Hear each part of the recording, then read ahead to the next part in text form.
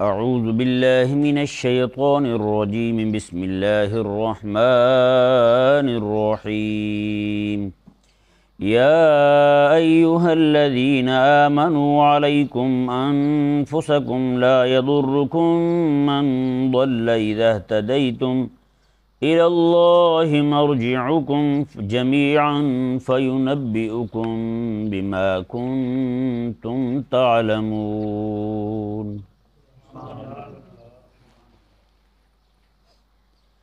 جیسا کہ پچھلے دورے میں بھی اور پچھلی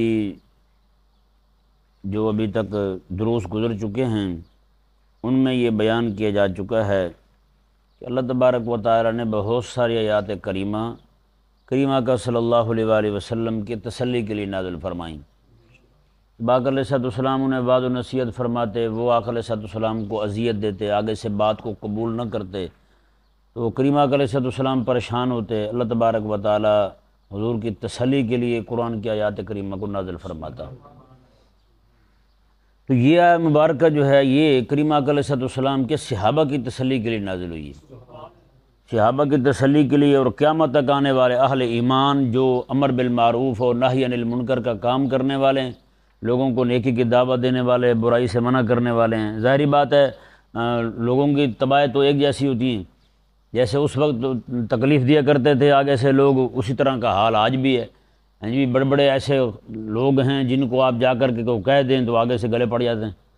ہاں جی، یہ ان لوگوں سے پوچھیں جو یہ کام کرتے رہتے ہیں، دعوت کا کام کرتے ہیں، لوگوں کو بتاتے ہیں دین حق۔ تو اللہ تبارک و تعالی نے تسلی دی محبوب کریم علیہ السلام کے صحابہ کو، ارشاد فرمایا یا ایھا الذین آمنوا، اے ایمان والو، علیکم انفسکم، تمہارے ذمے صرف تمہارا اپنی جان ہے، یہ تم پر لازم ہے کہ تم اپنا دھیان کرو۔ لا یضرکم من ضل اذا اہتدیتم، میں تمہیں کوئی نقصان نہیں دے گا اس بندے کا گمراہ ہونا، کسی بھی بندے کا گمراہ ہونا جب کہ تم ہدایت یافتہ ہو۔ جب کہ تم ہدایت پر ہو تو پھر کسی بندے کا گمراہ ہونا تمہیں نقصان نہیں دے گا۔ اللہ مرجعکم جمیعا، تم سب نے اللہ تعالیٰ کی طرف لوٹنا ہے۔ فینبئکم بما کنتم تعملون، تو پھر وہ تمہیں بتا دے گا کہ تم کیا کرتے رہے تھے۔ اس آیت مبارکہ کا ظاہری مفہوم جو ہے نا، جو پڑھتے ہی ساتھ جو بات ذہن میں آتی ہے وہ یہی آتی ہے کہ امر بالمعروف کرنا اور نہی عن المنکر کرنا ضروری نہیں ہے، کیونکہ یہ آیت مبارکہ کہہ رہی کہ تم نے اپنی فکر کرنی ہے۔ ہاں جی، کوئی گمراہ ہوتا ہے تو ہوتا رہے، تمہیں اس کا کوئی نقصان نہیں ہے جی، جب کہ ایسی بات نہیں ہے۔ جو مفہوم ظاہری طور پر سمجھ آتا ہے حقیقت میں وہ مفہوم نہیں ہے کہ ہر بندے کو چھٹی ہو، ٹھیک ہے بھی، جو جہاں لگا ہے وہاں لگا رہنے دو۔ یہ آیت مبارکہ یہی کہہ رہے ہیں تم اپنی فکر کرو بس۔ ہاں، جیسے ہمارے ہاں بھی کہتے ہیں بھی مولوی تو اپنی نہ بیٹھ، تینوں چور نال کی، تینوں ہور نال کی۔ اگر چور اور ہور کے ساتھ ہمیں کچھ نہ ہوتا تو اللہ تبارک و تعالی حضرات انبیاء کرام کو کیوں بھیجتا؟ چور کو چور کہنا ہے، ہور کو ہور کہنا ہے۔ ہاں جی، جتنے بھی غلط راہ پر لگے ہوئے ہیں ان کو سیدھے راہ پر لگانے کے لیے تو اللہ تبارک و تعالی نے انبیاء بھیجے ہیں۔ ہاں جی، یہ نعوذ باللہ من ذالک کہنا کہ کسی کی فکر نہیں کرنی چاہیے، نعوذ باللہ ثم نعوذ باللہ، یہ تمام انبیاء کرام علیہ السلام کی بعثت کے مقصد کا انکار کرنا ہے کہ ان کی جو بعثت کا مقصد ہے، اللہ تعالیٰ نے انہیں کیوں بھیجا ہے، وہ اس لیے بھیجا ہے ان کو راہ حق پہ لگائیں، برے راستے سے روک دیں انہیں۔ ہاں جی، جو باطل راستہ ہے اس سے روک دیں، طاغوت کے راستے سے روک دیں، اللہ تبارک و تعالیٰ کے قریب کر دیں۔ یہ انبیاء کرام علیہ السلام کے آنے کا مقصد ہے۔ تو پھر یہ کہنا کو نہیں جی جہاں بھی کوئی لگا رہنے دو، تو یہ پھر ان کے آنے کے مقصد کا انکار ہے۔ اللہ تعالیٰ نے ان کو کیوں بھیجا؟ پھر اللہ تبارک و تعالیٰ نے امت کے علماء کے ذمہ یہ کام لگایا کہ وہ بھی کریں۔ ہاں جی، پھر عوامی طور پر عوام جو ہے ان کے ذمہ بھی ہے کہ جتنا ان سے ہو سکتا ہے اتنا وہ بھی کرتے رہیں۔ ہاں جی، ایک دوسرے کو نیکی کی دعوت دیتے رہیں، برائی سے منع کرتے رہیں۔ تو پھر اس کا جواب کیا ہے؟ اس کا حقیقی معنی جو ہے نا وہ یہ ذہن میں رہے، اس کا جواب بھی اسی آیت کریمہ کے اندر ہے۔ اسی آیت کریمہ کے اندر جواب ہے۔ اللہ تعالیٰ نے ارشاد فرمایا کہ اذا اہتدیتم، جب کہ تم ہدایت یافتہ ہو تو پھر تمہیں کسی گمراہ کا گمراہ ہونا تمہیں نقصان نہیں دے گا۔ یہ ذہن میں رہے، ایک ہوتا ہے اہتدا یہتدی، ہدایت پانا، الاہتداء ہدایت پانا، ہاں جی ہدایت، اور دوسرا ہوتا ہے ہدین، ہاں جی ہدا یہدی، ہدایت دینا، رہنمائی کرنا، ٹھیک ہے جی، دونوں میں فرق ہے۔ یہاں پر جو مطالبہ ہے نا، جو جس چیز کا تقاضا کیا جا رہا ہے وہ ہے ہدایت پانے کا۔ میں کہ جب کہ تم ہدایت پر ہو تو پھر کسی کے گمراہ ہونا تمہیں نقصان نہیں دے گا۔ اب ہدایت مکمل کیا ہے؟ مکمل ہدایت یہ ہے کہ رب تبارک و تعالی نے جتنے احکامات دیے ہیں ان کی بھی پیروی کی جائے، جتنی چیزوں سے منع کیا ہے ان سے بھی روکا جائے۔ یہ ساری چیزیں بندے میں آ جائیں گی تو بندہ ہدایت پر ہوگا۔ کامل ہدایت یہی ہے، کامل ہدایت یہی ہے، کامل مہتدی وہی ہوگا بندہ جو بندہ رب تبارک و تعالیٰ کے تمام فرائض پر عمل کرے، ان کو بجا لائے، اور تمام مناہی جو ہیں جن چیزوں سے منع کیا رب تبارک و تعالیٰ نے ان سے بھی رکنے والا ہو، تب جا کے بندہ مہتدی بنے گا۔ جی تو اب ذہن میں رہے، جہاں پر نماز فرض ہے، روزہ فرض ہے، زکوٰۃ لازم ہے، حج ادا کرنا زندگی میں پیسے ہونے کی صورت میں لازم ہے، کلمہ شہادت پڑھنا فرض ہے، یہ چیزیں ساری فرض ہیں، تو امر بالمعروف کرنا اور نہی عن المنکر کرنا فرض نہیں ہے؟ وہ بھی تو فرض ہے، وہ بھی فرائض میں آ گیا۔ تو اب معلوم کیا ہوا کہ اذا اہتدیتم کا معنی رب تبارک و تعالیٰ نے ارشاد فرمایا کہ تمہارے ذمے سے تمہاری جان ہے، اپنا دھیان کرو، اور تمہیں کسی گمراہ کی گمراہی نقصان نہیں دے گی جب کہ تم ہدایت پر ہو۔ مطلب کیا ہے؟ مطلب یہ ہے کہ جب تم رب تعالیٰ کے فرائض ادا کر رہے ہو، اور یہ فرض بھی تم نے ادا کر لیا ہے لوگوں کو سمجھانے والا ہیں، تم نے لوگوں کو بتا دیا بھئی راہ حق یہ ہے اور راہ طاغوت یہ ہے، تم نے یہ بتا دیا یہ نظام اسلام ہے، یہ نظام کفر ہے، تم نے لوگوں کو یہ بتا دیا ہے کہ یہ نظام تعلیم اسلام والا ہے، یہ نظام تعلیم کفر والا ہے، اس نظام تعلیم میں پڑھنے سے آپ کے بچے بے دین ہو سکتے ہیں، آپ کے بچے دین کے دشمن ہو سکتے ہیں، آپ کے بچے دین سے دور ہو سکتے ہیں، آپ نے یہ بتا دیا ہے۔ اب یہ ہے کامل مہتدی بندہ۔ رب تبارک و تعالیٰ نے ارشاد فرمایا جب تم نے یہ کر لیا تو میں اب تم پر کوئی گناہ نہیں ہے، تم نے اسے بتا دیا، اب کو گمراہ پھرتا ہے پھرتا رہے، تم سے اس کے بارے میں نہیں پوچھا جائے گا، تم سے اس کے بارے میں نہیں پوچھا جائے گا۔ اب یہ دیکھیں ذرا، اس میں بات کو میں مزید کھولتا ہوں احادیث مبارکہ کی روشنی میں۔ اگر ایسی ہی بات ہوتی کہ کسی بندے پر لازم نہیں تھا کسی کو سمجھانا، ہر بندہ جیسے اس کا ظاہری مفہوم جو ہے نا وہ واضح ہو رہا ہے کہ بس اپنی فکر کرے، کسی کی کوئی فکر نہیں ہے، بس کو گمراہ ہوتا ہے تو کوئی نقصان نہیں ہوگا کسی کو، اگر یہی بات تھی تو پھر بخاری شریف میں حدیث پاک ہے، کریمہ کے صلی اللہ علیہ وآلہ وسلم نے ارشاد فرمایا، مثال دی حضور نے کہ جو بندہ خود تو نیکیاں کرتا رہے، خود تو گناہوں سے رکتا رہے، لیکن لوگوں کو نہ روکے، لوگوں کو نیکی کی دعوت نہ دے، لوگوں کو گناہوں سے منع نہ کرے، تو آقا علیہ السلام نے فرمایا کہ ان کی مثال ایسی ہے جیسے ایک کشتی ہو اور اس کی 2 منزلیں ہوں، ایک کشتی ہو اس کی 2 منزلیں ہوں، تو نیچے والے جو ہیں نا پانی لینے کے لیے ظاہری بات ہے اوپر جائیں گے، اوپر سے جا کر کے باہر سے پانی لیں گے، وہ پانی لینے کے لیے اوپر جائیں تو اوپر والے منہ بنائیں، وہ کہیں گے یہ بار بار اوپر آ جاتے ہیں، ان کو سمجھ نہیں آتی، پتہ نہیں کیا چاہتے ہیں۔ آقا علیہ السلام نے فرمایا کہ نیچے والوں نے سوچا کہ چلو بار بار ان کو جا کے ہم تنگ نہیں کرتے، کیوں نہ ہم نیچے سوراخی کر لیں تاکہ پانی جو ہے وہ سمندر کے قریب ہو جائے ہیں۔ تو آقا علیہ السلام نے ارشاد فرمایا کہ وہ جب آواز سنیں اور کہیں کہ کیا کر رہے ہیں، وہ کہیں گے سوراخ کر رہے ہیں نیچے سے پانی قریب ہو جائے، تو آقا علیہ السلام نے اگر اوپر والے کہیں گے چلو ٹھیک ہے اپنے کھاتے میں کر رہے ہیں نا سوراخ، اپنی منزل میں کر رہے ہیں، ہماری منزل میں کون سا سوراخ کر رہے ہیں، کرتے رہیں، ہمیں کیا فکر ہے۔ تو آقا علیہ السلام نے فرمایا کہ جو لوگ یہ کہہ کے بیٹھے رہیں گے نا ان کا ہاتھ نہیں روکیں گے، آقا علیہ السلام نے فرمایا کہ ان کی کشتی صرف ان کا نیچے والی منزل ہی ڈوبے گی، اوپر والی بھی ساتھ ہی ڈوبے گی ہیں۔ تو اس لیے آقا علیہ السلام نے ارشاد فرمایا کہ کوئی بندہ جو ہے نا وہ خود نیکیاں کرتا رہے، اس کا خود نیکیاں کرنا کافی نہیں ہے، خود گناہوں سے رکتا رہے، اس کا خود گناہوں سے رکنا کافی نہیں ہے، جب تک کہ لوگوں کو بھی نیکی کی دعوت نہ دے، جب تک کہ لوگوں کو بھی گناہ سے نہ روکے۔ آقا علیہ السلام نے فرمایا کہ اللہ تبارک و تعالیٰ پھر ایسا کرے گا کہ اسے جب عذاب میں مبتلا کرے گا نا فاسق فاجر کو، تو ساتھ اللہ تعالیٰ اس نیک کو بھی تباہ کر دے گا، یہ نیک بھی ساتھ رگڑا جائے گا۔ بالکل صحیح حدیث پاک میں کریمہ کا صلی اللہ علیہ وآلہ وسلم کا فرمان شریف ہے، اللہ تعالیٰ نے حضرت جبریل علیہ السلام کو فرمایا میں فلاں علاقے کو جا کے الٹ دو، انہیں تباہ کر دو۔ عرض کی رب تعالیٰ کی بارگاہ مولا فلاں ایسا بندہ ہے اس نے ایک آنکھ جھپکنے کی دیر بھی تیری نافرمانی نہیں کی، اللہ تعالیٰ فرمائے گا اسے بھی عذاب دو، کیونکہ میری نافرمانی ہوتی ہے کبھی اس کے ماتھے پہ بال بھی نہیں آیا ہیں، کبھی اس کے چہرے کا رنگ بھی نہیں بدلا میری نافرمانی دیکھ کر۔ تو بتائیں اگر خود نیکیاں کرنا کافی تھا اس کے لیے بخشش کے لیے، اس کے مغفرت کے لیے، تو پھر وہ گناہ گاروں کے ساتھ نیک کیوں تباہ ہوا؟ پھر اللہ تبارک و تعالی نے حضرت سیدنا جبریل امین علیہ السلام کو بھیجا ایک بستی کو تباہ کرنے کے لیے۔ وہ بستی چھوٹی کو بستی نہیں تھی، وہاں صرف 70,000 بندے ایسے تھے جن کے اعمال انبیاء جیسے تھے، ان کے اعمال انبیاء جیسے تھے، ایسے نیک بندے۔ تو کریم آقا صلی اللہ علیہ وآلہ وسلم نے ارشاد فرمایا کہ اللہ تعالیٰ نے جبریل امین علیہ السلام کو فرمایا میں کہ انہیں غرق کر دو۔ انہوں نے عرض کی یا اللہ ان میں تو ایسے بندے موجود ہیں جن کے اعمال نبیوں جیسے ہیں۔ اللہ تعالیٰ نے فرمایا کہ انہیں ان سے بھی زیادہ عذاب دو، کیونکہ جب میری نافرمانی ہوتی ہے یہ دیکھ کے ان کے چہرے کا رنگ نہیں بدلتا۔ انہوں نے کبھی ان کو منع نہیں کیا۔ اب بتائیں صرف اپنی فکر تھی تو وہ 70,000 بندہ تو اپنی فکر تو کر رہا تھا، اپنی فکر کرتے کرتے ان کے اعمال نبیوں جیسے اعمال ہوئے تھے نا۔ اگر اپنی فکر کرنا صرف یہی کافی تھا تو پھر ان پر عذاب کیوں آیا؟ تو ان پر عذاب آنے کا مطلب یہ ہے کہ انہوں نے اپنی تو فکر کی تھی، دوسروں کی فکر نہیں کی تھی۔ اپنی فکر کرنا، دوسروں کی فکر نہ کرنا، یہ موجب عذاب ہے، عذاب کے نازل ہونے کا سبب ہے۔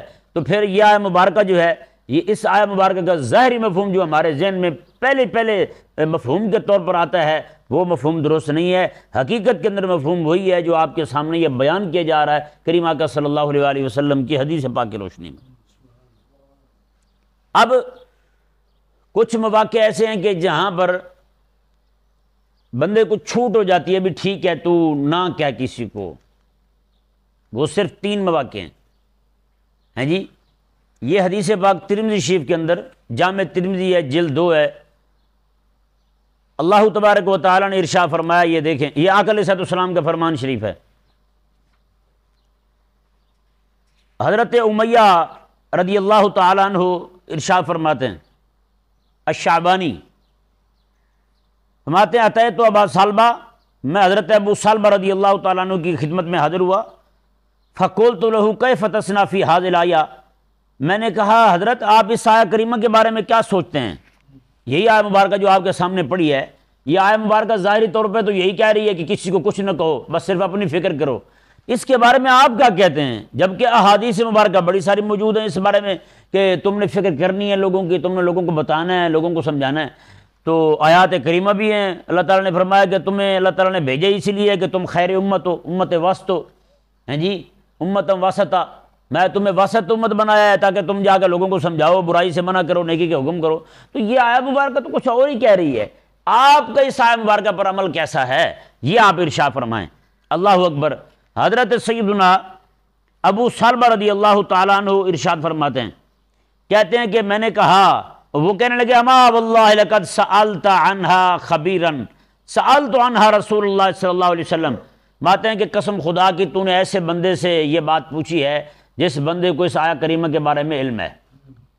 ہاں تو نے خبر والے بندے سے پوچھا ہے، یہ بھی خوشی والی بات ہے تیرے لیے کہ تو نے ایسے بندے سے پوچھا ہے جسے پتہ ہے جی۔ اور آج ہمارا کیا حال ہوتا ہے، ہم ایسے بندے سے پوچھ رہے ہوتے ہیں جسے پتہ ہی نہیں ہوتا۔ تو انہوں نے اس بات پر خوشی کا اظہار کیا، انہوں نے کہا اللہ کی قسم یہ بڑی اچھی بات ہے کہ تو نے ایسے بندے سے پوچھا ہے جو بندہ اس بارے میں خبر رکھنے والا ہے۔ اور فرمایا خبر بھی مجھے کسی ایسے بندے سے نہیں ہوئی، بلکہ فرمایا سألت عنہا رسول اللہ، میں نے رسول اللہ علیہ السلام سے یہ پوچھا تھا، میں نے آقا علیہ السلام سے پوچھا تھا یا رسول اللہ آپ اس بارے میں کیا ارشاد فرماتے ہیں؟ تو فرمانے لگے کہ کریم آقا علیہ السلام نے ارشاد فرمایا بلے تامروا بالمعروف وتناہوا عن المنکر، آقا علیہ السلام نے ارشاد فرمایا تم لوگوں کو نیکی کا حکم کرتے رہو اور برائی سے منع کرتے رہو، حتی اذا رأیت شحا مطاعا وہما متبعا ودنیا مؤثرتا وإعجاب کل ذی رأی برأیہ فعلیک بخاصۃ نفسک ودع العوام۔ یہ اللہ اکبر۔